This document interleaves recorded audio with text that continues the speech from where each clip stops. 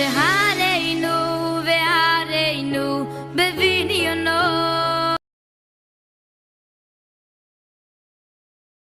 Diz o Zohar na Parashá Hareimot, na página 45, no final da página 45, algum tempo depois o Rabi Abba estava a caminho de Rabi Simeon e entrou na cidade onde este homem morava.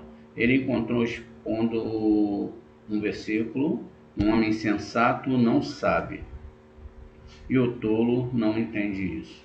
Isso é o Terrilim, lá no 92:6. Ele disse: quão estúpida é a humanidade que não se preocupa em conhecer os caminhos do Todo-Poderoso, pelos quais o mundo é mantido. O que impede os homens de fazê-lo? É uma pergunta sua, estupidez. Então diz que a estupidez da humanidade por não conhecer essa Torá, não buscar o Deus de Israel, porque eles não estudam a Torá, porque se estudassem a Torá conheceriam o caminho do santo, bendito seja ele, punições ao justo e não aos ímpios que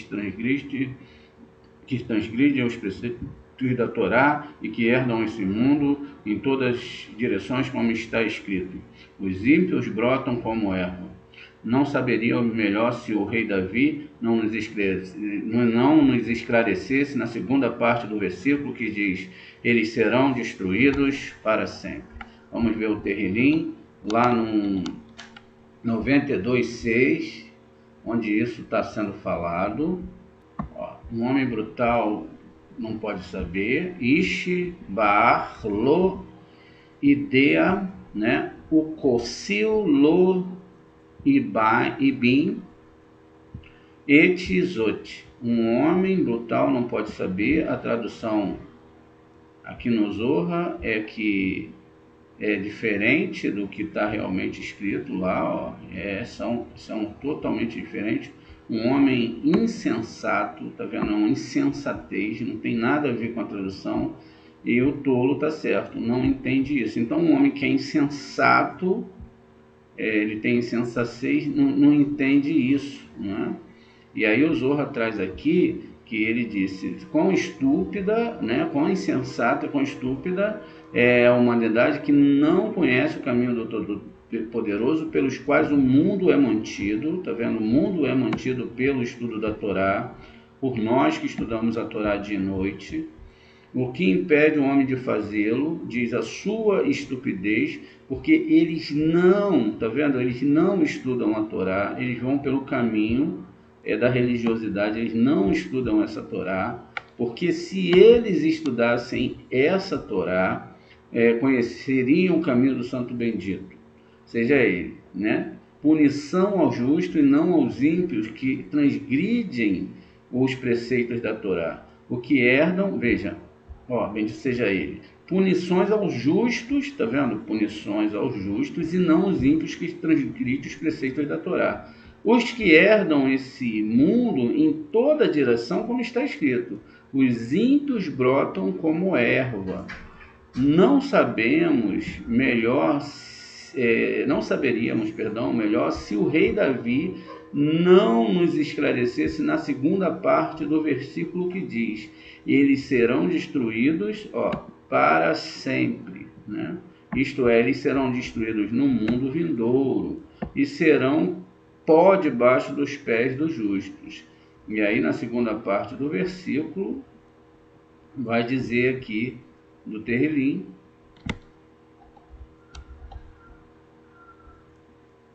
diz o seguinte: embora os ímpios brotem como grama, embora todos eles floresçam, tá vendo? Eles não têm nenhuma cobrança, é apenas para que sejam destruídos para sempre. Então o ímpio, ele recebe tudo nesse mundo, ele não tem problemas, ele não recebe correções do Eterno, ele quer viver uma vida maravilhosa, mas no final é tudo que ele recebeu do Eterno. O Eterno fala: pode dar tudo para ele. Então eles não vão ter vida futura. Então ele discorreu sobre o versículo: minha magreza se levanta para testemunhar em meu rosto. Isso é o Jó, lá no 16:8. Ele disse: observe que se um homem transgride os preceitos da lei, a própria Torá sobe e desce e faz as marés no rosto desse homem. O tanto que de cima e baixo olham para ele e o amaldiçoa. Aprendemos que todos os olhos de Hashem vão de um lugar a outro do mundo para observar o caminho dos homens e dar uma boa olhada no rosto daquele homem e exclama: infeliz, miserável é ele neste mundo, miserável no mundo vindouro. Fique longe de fulano de tal, porque seu rosto testemunha contra ele, e um espírito impuro reposa sobre ele. Se durante os dias em que o testemunho está em seu rosto ele gerar um filho, ele instila nele um espírito do lado impuro, e tais se tornam os pecadores sem vergonha da geração, né? Não tem vergonha, a quem seu mestre concede espaço nesse mundo para destruí-lo no futuro. Mas se um homem virtuoso e estuda a Torá, tá vendo? O que faz um homem virtuoso? Ele não pode ser só virtuoso, ele estuda a Torá dia e noite. Tá vendo? Se a pessoa ela não estuda a Torá à noite, de madrugada, ela não está dentro dos preceitos do Zohar. Então, ele mesmo que ele acorde 7 horas da manhã e vá o dia todo e não cumpra a regra da Torá, então ele não tem como ser um tzadik. E Deus tece ao redor dele um cordão de Hesed e coloca no seu rosto, né, uma marca que faz com que todos acima e abaixo, né, o temam. Rabi Abba, ele disse: tudo isso é verdade. Onde você aprendeu isso? Ele respondeu: assim fui ensinado, e também fui ensinado que esta má herança é transmitida a todos os seus filhos, se eles não se arrependerem, porque o arrependimento supera tudo. Porque este remédio me foi dado com pouca antecedência. Eu tinha uma maré no rosto, até que um dia, enquanto eu caminhava, eu encontrei um certo homem que era santo, pelo qual a marca foi removida de mim. Qual é o seu nome? Perguntou Rabi Abba. Ele respondeu: meu nome é Eleazar, e ele o dividiu em El-Ezer, Deus é socorro. O Rabi Abba disse: bendito seja Deus, porque tive o privilégio de te ver assim. Abençoado seja você nesse mundo e no mundo futuro. Eu sou o homem que você encontrou. Com isso, ele se prostrou diante dele, e levou para sua casa e preparou para ele um pão especial, carne e cordeiro cevado. Ou seja, ele encontrou com a alma do tzadik, ele encontrou com essa pessoa, e essa pessoa pôde ajudá-lo a entender essa Torá. Depois que terminaram de comer, um homem disse: Rabino, que você me diga uma coisa, né? Eu quero que você me diga uma coisa. Tem uma novilha vermelha, mãe do carneiro cuja carne acabamos de comer. Um dia antes dela dar à luz, eu estava andando com ela no pasto, quando um homem me encontrou e disse: qual é o nome dessa vaca? Eu discuti que ela era Romeia, havia lhe dado um nome. Ele disse: a mãe de Salomão será chamada Batsheva. Se você conseguir se arrepender antes que eu pudesse vir à cabeça, e ele se foi.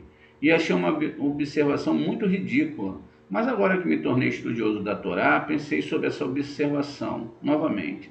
Mas desde que o Rabi Sinlai partiu desse mundo, não havia ninguém que pudesse nos esclarecer como ele sobre o assunto da Torá. E tenho medo de dar qualquer opinião minha que eu não tenha aprendido de um professor. Tá vendo? Então ele tinha muito medo. E o povo vê que, e posso ver que há um significado oculto nesta observação. Embora não entenda, o Rabi Abba respondeu: de fato, tem um significado oculto com referência ao mundo superior e ao mundo inferior. Um certo grau divino é chamado Batsheva, veja, filho de Sete.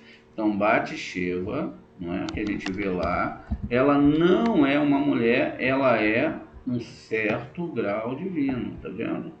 Não tem nada a ver. E esse grau divino é chamado Bat, filha, e Sheva, que na verdade são duas palavras para a filha da Sete, ou filho de Sete.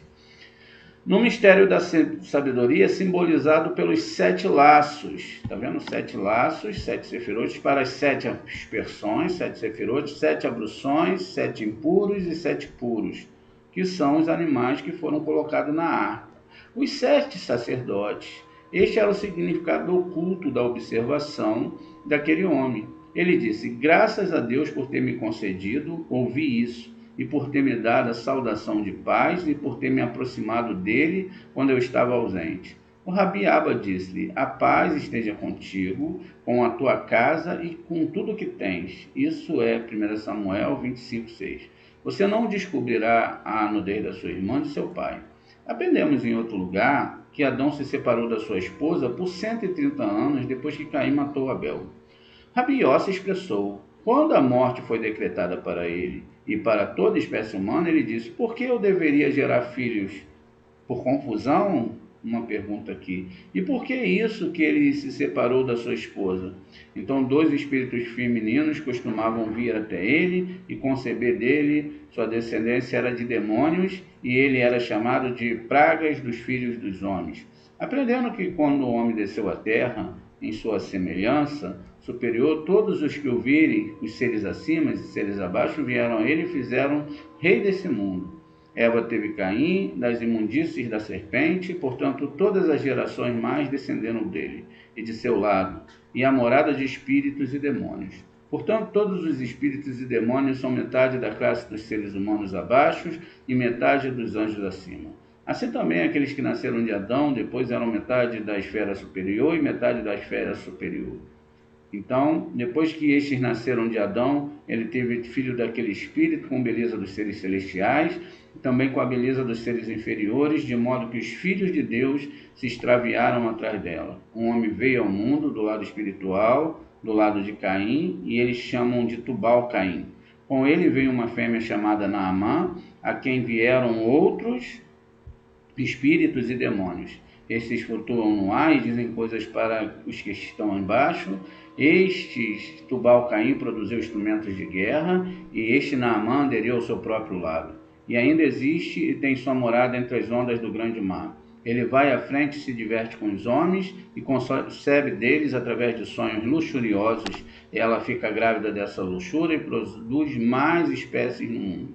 Os filhos que eles têm de seres humanos aparecem para Ipebras da humanidade, que engravida deles e produzem espíritos, e todos vão para a velha Lilith, que os cria. Ele percorre o mundo, procura seus pequeninos, e quando vê criancinhas se agarra a eles para matá-los. Insinua-se em seus espíritos.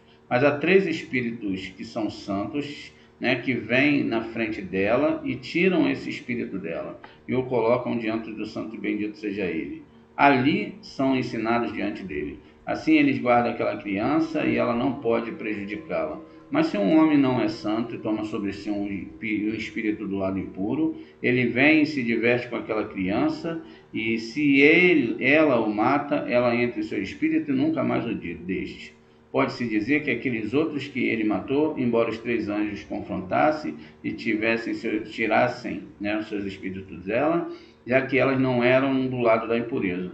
Porque ela tinha o poder de matá-los, é uma pergunta. Isso ocorre quando o homem não se santifica, mas não o faz deliberadamente para tentar se contaminar, nem se contaminar de fato. Nesse caso, ela tem poder sobre o corpo, mas não sobre o espírito, e às vezes acontece que Naamã vai ter relações sexuais com um homem, e um homem se apega a ela em luxúrias, e então, de repente, ela acorda e cinge sua esposa.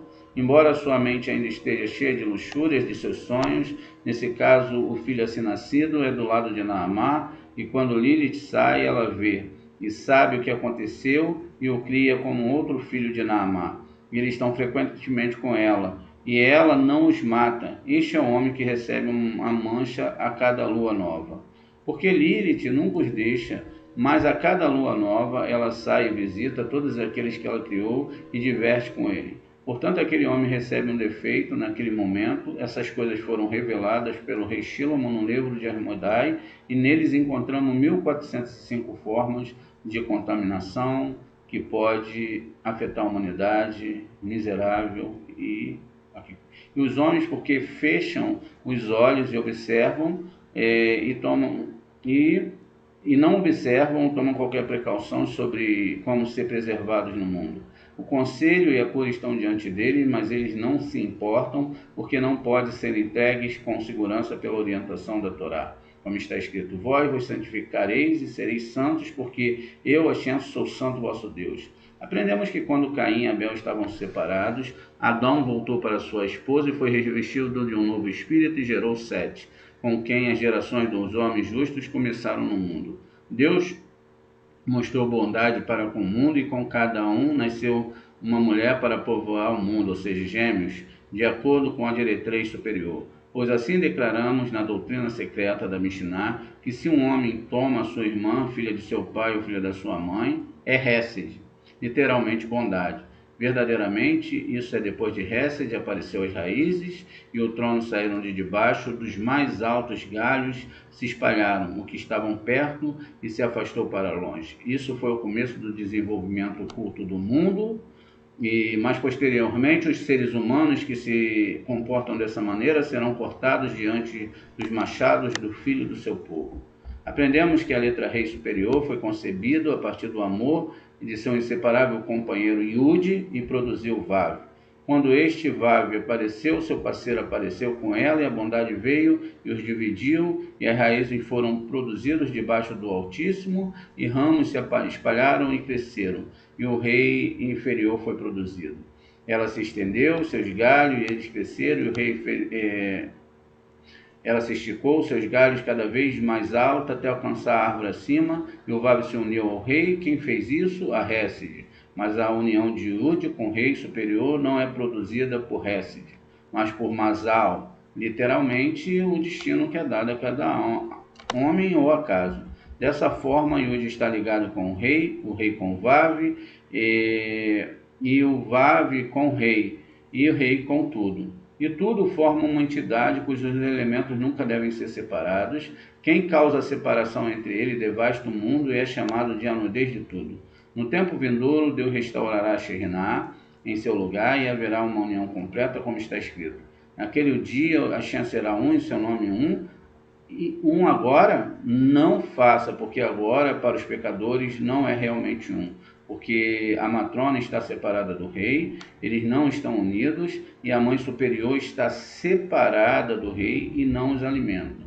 Então o rei sem a matrona não é investido de suas coroas como antes. Mas quando ele se encontra com a matrona, que é a coroa com muitas coroas brilhantes, a mãe superior também o coroará de maneira adequada. Mas agora que o rei não está com a matrona, a amada superiora usa suas coroas e retém dele as águas do ribeirão. E eles não estão juntos com ela. Portanto, ele não é um. Mas quando a matrona retornar ao lugar do templo e o rei se unir a ela, então tudo será unido sem separação. E sobre isso está escrito: naquele dia o Senhor será um e o seu nome um. Então salvadores se levantarão no monte de Sinai para julgar o monte Esaú. Isso está no livro de Obadias, como foi ensinado pelo Rabi Simeão, que disse: a matrona não entrará em seu templo em júbilo até que a rainha de Emu seja levada. O julgamento, e ela tenha se vingado naquele reino por ter causado tudo isto. Portanto, eles julgarão o monte Esaú primeiro, então o reino será de Hashem, o reino será da matrona. Isso também é um livro de Obadia. A nudez do irmão de seu pai você não descobrirá. O Rabi Luda ensinou que isso se refere a Israel, abaixo, e a irmã da mãe, a Jerusalém, abaixo.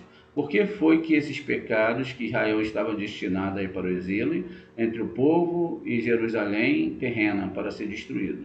Sobre isso aprendemos que Deus mostrou seu amor aos filhos de Israel, chamando-os de irmão, como está escrito: pelo amor dos meus irmãos e os outros companheiros rogarei por sua paz, cujos sentidos esotéricos explicados. Rabi Simeão disse para o Rabi Judá o seguinte: as palavras companheira referem-se a alguém que nunca sai, e assim como a mãe superior é chamada de companheira, porque o amor de pai nunca sai dela. Enquanto a mãe inferior é chamada de noiva e irmã, tá vendo? Enquanto lá em cima, não é chamada de companheira.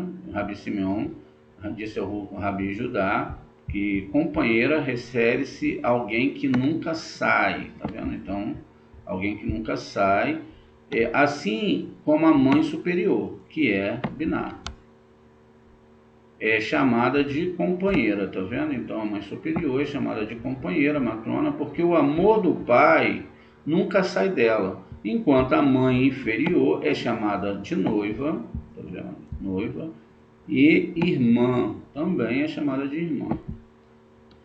Nessa passagem ele se refere a ela como a filha de seu pai, tá vendo? Essa noiva, irmã, que é a divindade, que está aqui, não é? Que é chamada aqui dessa questão como mãe inferior, e filha da mãe, tá vendo? Não tem de sua mãe, não tem nada a ver com o fato real, não é? Que é dito. Esta está do lado do pai, ela se chama sabedoria, tá vendo? Então ela vai se chamar Rorimá, tá vendo? Rorimá. E ela está do lado da mãe, ela se chama compreensão, ou seja, a mãe, né, ela está do lado da mãe, Rorimá está do lado direito, a mãe do lado esquerdo, que é a compreensão, então ela é chamada Biná, tá vendo? E continua.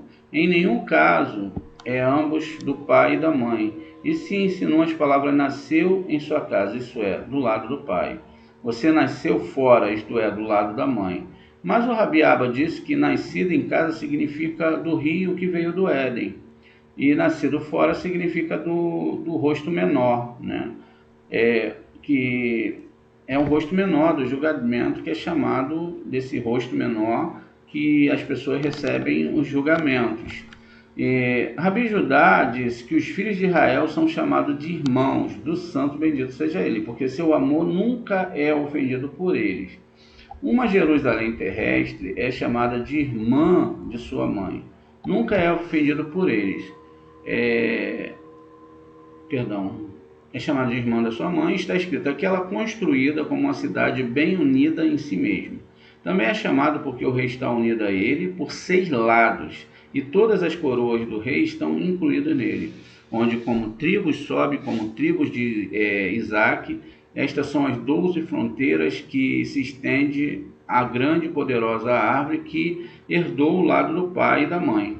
Pois o julgamento do trono são colocados lá, tronos para a casa de Davi, para que seus filhos possam dar às gerações dela, o reino santo para todos. Então esta é uma história que Davi compôs sobre o reino sagrado superior. O Rabi Ezequias disse tudo isso com referência ao superior. O que se deteriora abaixo, se deteriorará, está em cima, né? Se deteriora em cima, ou seja, tudo que acontece aqui embaixo, bom ou ruim, e se o ruim acontece é porque lá em cima já foi decretado que isso aconteceria. Está escrito, a nudez da sua nora você não descobrirá. Somos 2 discípulos sábios que conhecem o significado intrínseco outro de cometer uma ofensa abaixo, pois produz um defeito na noiva acima.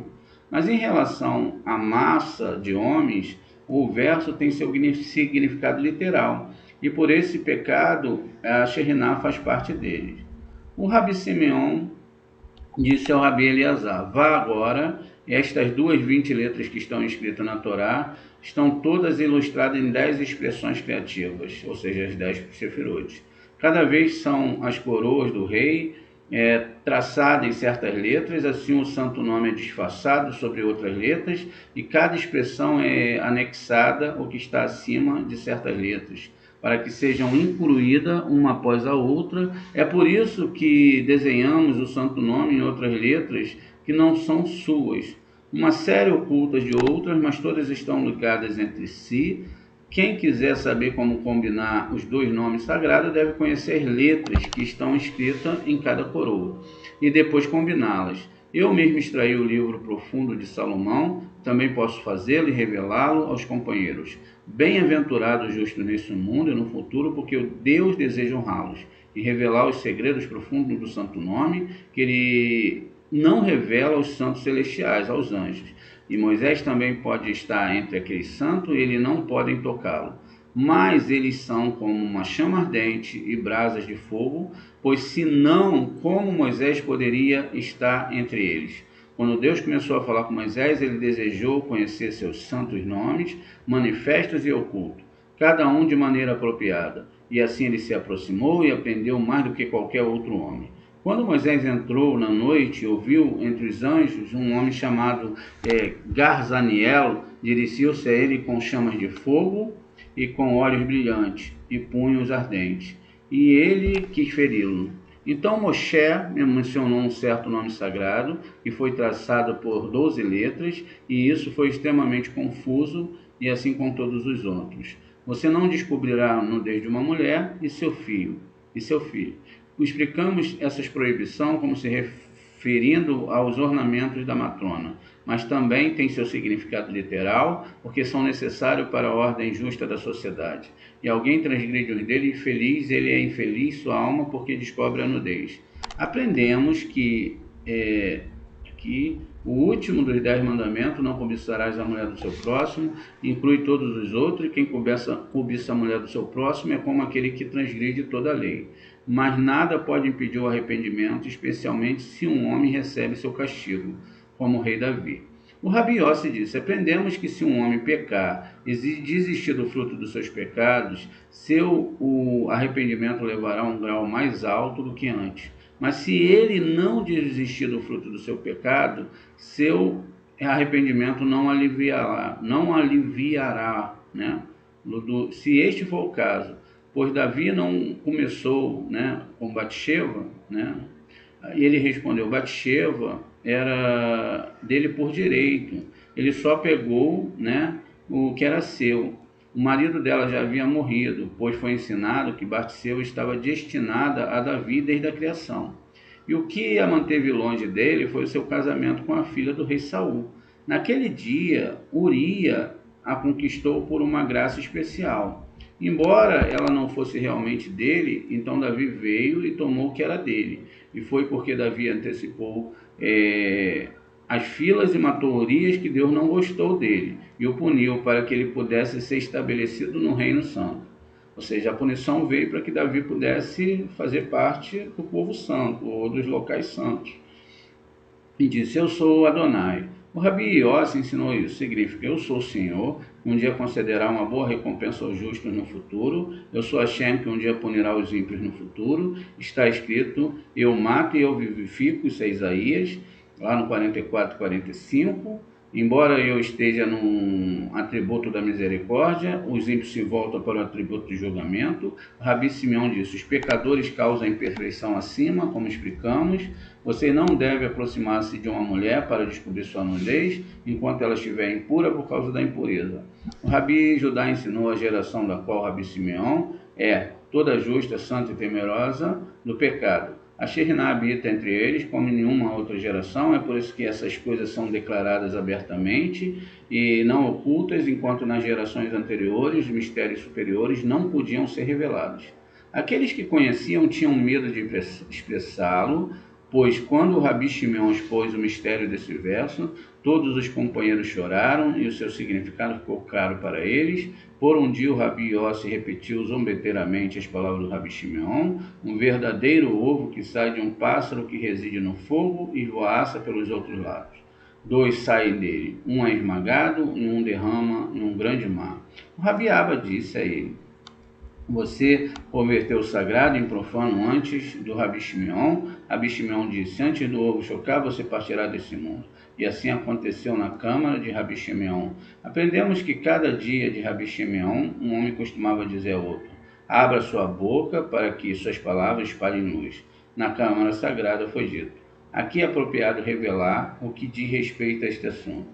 Quando a poderosa serpente acima surge por causa dos pecados da geração, ela se une com a fêmea e injeta sua sujeira nela. Então o homem se afasta dela porque ela é impura. E ela não se importa que o homem se aproxime dela, por pena que ela não se contamine com ela, que ele não se contamine com ela. Aprendemos que 125 espécies de impureza desceram ao mundo, estão ligadas ao lado da forte serpente, e 27 cabeças dela estão unindo as fêmeas, aderir a eles. Então, infeliz é o homem que toca tal mulher naquele momento, porque este pecado a serpente superior desperta e lança imundícia em um lugar santo. E os castigos são desencadeados em todo o mundo e todos se contaminam.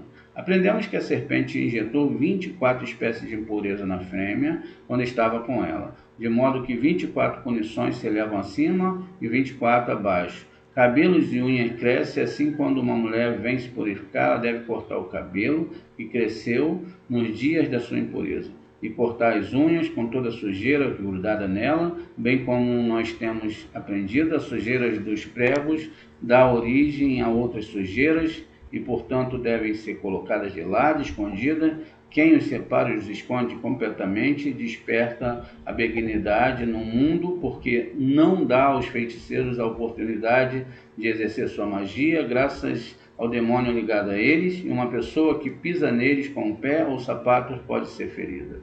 Se isso é verdade, isso no caso das unhas. Se isso é verdade para esse remanescente de um remanescente de Inuná, de Sia, quanto mais para a mulher que se juntou à serpente. É uma pergunta. Infeliz é o mundo que herdou essa sujeira dela, e por isso está escrito: não trarás uma mulher para perto de ti, separada da sua impureza. Feliz é a geração em que viveu Rabi Simeão. A ela se apliquem as palavras: feliz é você, ó Pai, quando o seu rei é um homem livre. Este é Rabi Simeão, que mantém a cabeça erguida para expor a doutrina e não teme como um homem livre que diz o que quer dizer. Se Rabi Simeão disse, está escrito, e acontecerá na lua nova, em uma lua nova, em um Shabat para o outro. Porque a lua nova é colocada ao lado do Shabat, porque ambos são graduados, sendo o momento em que eles se reúnem. E Shabat, alegria, e uma alma a mais, porque o ancião se revela e o casamento está preparado. Assim também a renovação da lua, porque o sol a ilumina com uma luz jubilosa acima, jubilosa do ancião acima. E é por isso que essa oferta da lua nova é uma expiação acima. Está escrito: esse será o holocausto de cada sábado. Além disso, do holocausto contínuo, a sua libação.